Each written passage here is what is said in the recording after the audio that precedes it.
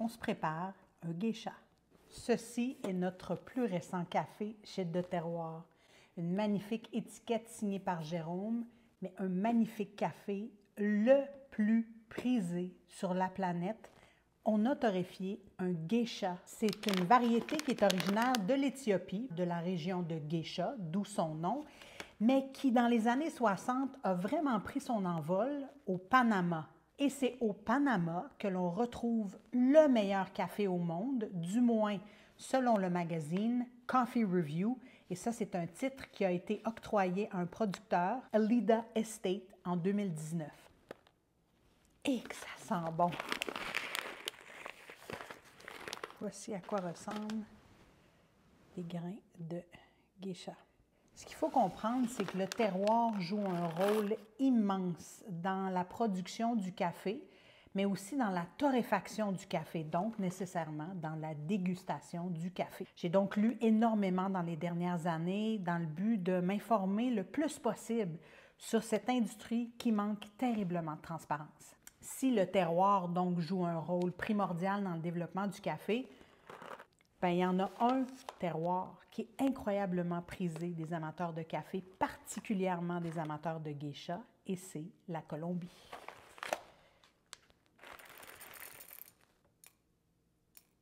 Et voilà, 25 grammes de café. Avez-vous une recette quand vous préparez votre café? Le terroir de la Colombie, c'est les altitudes élevées, le climat tropical, les sols volcaniques. Ça a un impact direct sur le développement du café, donc sur le développement des arômes du café. Puis comme ce sont les geishas du Panama qui sont les plus prisés, bien la Colombie en tire profit en raison justement de cette biodiversité incroyablement riche dans la production du geisha.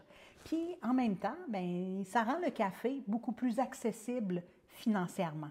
Chose est certaine, il faut avoir une recette pour préparer le café, peu importe la variété qu'on choisit, si on veut profiter au maximum de son achat. Puis, bien, la torréfaction, c'est ce qui a un impact direct dans la qualité du café. Puis ça, que ce soit le meilleur café au monde ou pas. Juste au nez, j'ai l'impression qu'il y a quelque chose d'incroyablement fruité et floral qui va se présenter dans le café. On déguste? Voici la recette. On pèse 25 grammes de café pour l'équivalent de 400 grammes d'eau. Et on veut que l'infusion soit terminée à l'intérieur de 5 minutes. Je vais travailler avec l'outil que je préfère pour préparer le café, c'est-à-dire un Chemex.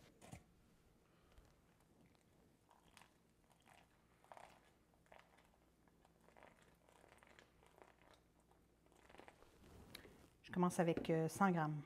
J'en profite pour vous inviter à venir nous voir au 752 rue Saint-Jean.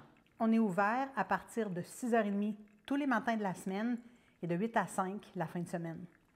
On a toujours de l'eau en contact avec le café. Puis je vais par coup de 70 grammes. 400. Et voilà.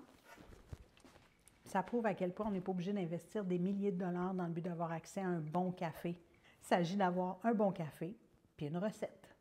Tout ça s'en va au compost. À partir du moment où j'ai moulu le café, j'ai vraiment pu comprendre toute la belle complexité aromatique. Puis je ne suis pas capable de dire si c'est un fruit, si c'est une fleur. C'est beau.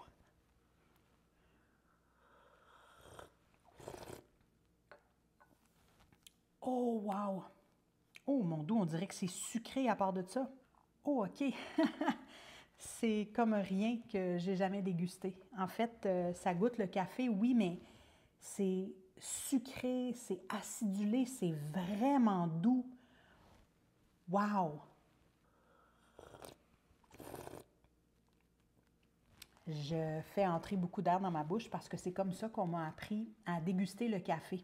Le café, c'est comme le vin. Il faut vraiment le voir de la même façon.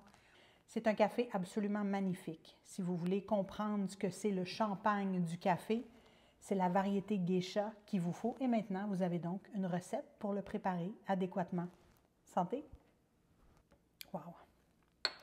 Puis même froid, il est en train de tempérer, là. Je pense qu'il est meilleur. Cheers!